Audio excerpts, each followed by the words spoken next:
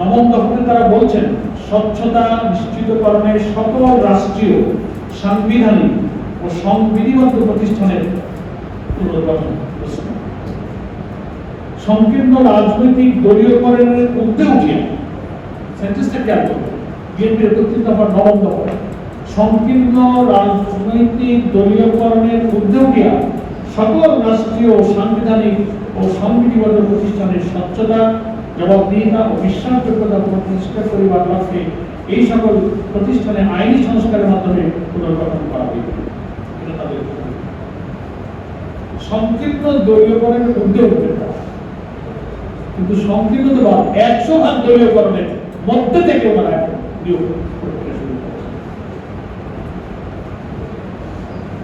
জাতীয় নির্বাচনের পর ঠিক আছে, সিটি কর্পোরেশন গুলো শূন্য,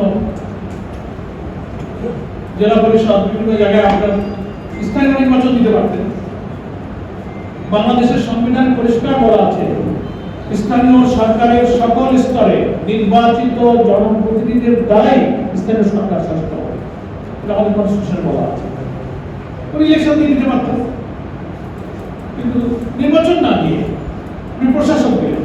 প্রশাসক তো ছিলই, এই যে সবচেয়ে কার্যত প্রশাসক ছিল, সেটিকে সরাই দিয়ে আপনি আবার দলীয় আর সারা দেশে আপনি এত রাজনৈতিক দল নিবন্ধিত, পার্লামেন্টে এত দল, একটা দল খুঁজে পেলেন না, সব বিএনপি। ঠিক আছে না, ইলেকশন দেবো, তার আগে আমরা সবাই মিলে দিচ্ছি যখন তখন। সবার আগে বাংলাদেশ তো সবাইকে মিলেমিশে করি না, সবার আগে বিএনপি, তার আগে এমপি। এগুলো হচ্ছে ৩১ দফা ৯ম দফায় ঘোষিত সংকীর্ণ রাজনৈতিক দলীয়করণের ঊর্ধ্বে উঠিয়ে। এটা আপনাদের রেফার করলাম। এখন আপনারা সোশ্যাল মিডিয়াতে হয়তো নজর রেখেছেন, গতকালকে ৩ জন ছাত্র দলের নেতাকে তারা নিয়োগ দিয়েছে। ১ নম্বর আব্দুল্লাহ আল নোমান, ছাত্রদল ঢাকা মহানগর উত্তরের সহসভাপতি, তাকে বাংলাদেশ বিনিয়োগ উন্নয়ন কর্তৃপক্ষের ডেপুটি ডাইরেক্টর করেছেন 6th গ্রেড, বিনিয়োগ উন্নয়ন কর্তৃপক্ষ বাংলাদেশে। ২ নম্বর ঢাকা মহানগরী ছাত্র দলের দক্ষিণের সহসভাপতি মেহেদী হাসান আমির, তাকে নিয়োগ দেওয়া হয়েছে মহেশখালী উন্নয়ন কর্তৃপক্ষ। এটা একটা ডেভেলপমেন্ট পদ হয়েছে, গুরুত্বপূর্ণ হাব বাংলাদেশের উন্নয়নের জন্য। সেখানে তাকে ডেপুটি ডাইরেক্টর করা হয়েছে 6th গ্রেড। ৩ নম্বর রাকিবুল হাসান রাকিব, সে ঢাকা কলেজের ছাত্র দলের জয়েন্ট সেক্রেটারি, এনজিও বিষয়ক bureau deputy director 6th grade.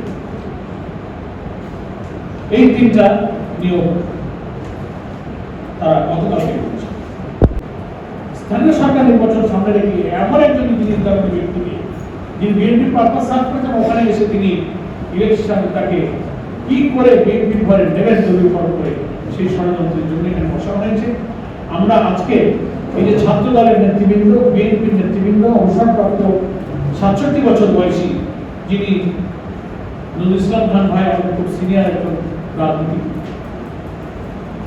নেতা, তিনি অসুস্থ, তার সঙ্গে কাজ করেছেন। তিনি তো পলিটিক্যাল লিডার করবেন, কিন্তু আসন বিকাশ কমিটির দলীয় পলিসি মেকিং জায়গায় তিনি ছিলেন শামসুল আলম, সেই ব্যক্তির নিয়োগ দেওয়া হয়েছে। আমরা আজকে তাকে সহ এই সমস্ত রাজনৈতিক নিয়োগ বাতিল করতে অনুরোধ করছি।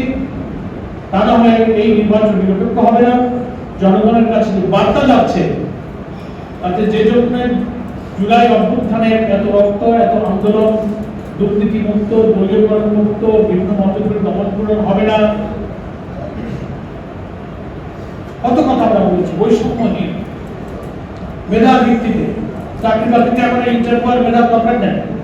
বিএনপির একটা পোর্টফোলিও, ছাত্রদলের একটা পোস্ট পূরণ করতে পারলেই অধিক কোয়ালিফিকেশন, এটাই এখন বুঝে যাচ্ছে। তাহলে এই ফ্যাসিবাদের বিরুদ্ধে যত বক্তৃতা করেছি, আমি সব দলীয়করণ করলো, সব ছাত্রলীগ বসাইল, শুধু নামটা পাল্টে গেছে, চরিত্র সব এখন ঠিক।